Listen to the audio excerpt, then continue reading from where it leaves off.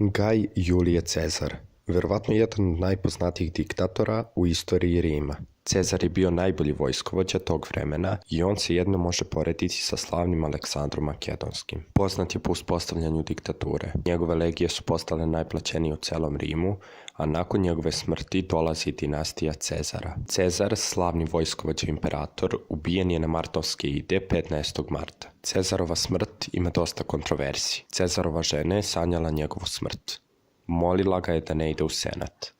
Cezar je nije poslušao i ipak je otišao u senat.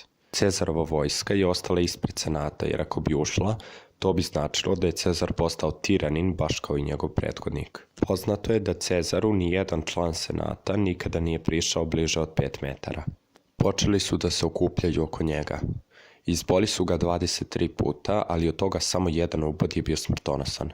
Cezar je na sebi imao oklop, a dok je umirao izgovorio je samo jednu reč koja je ostala zapisana u istoriji. Zar i ti, sine Brute?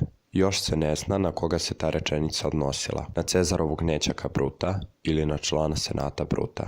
Nakon Cezarovog ubistva uvodi se pretorijanska garda koja je tu da zaštiti imperatora. Mnogo kasnije pretorijanska garda postaje država u državi.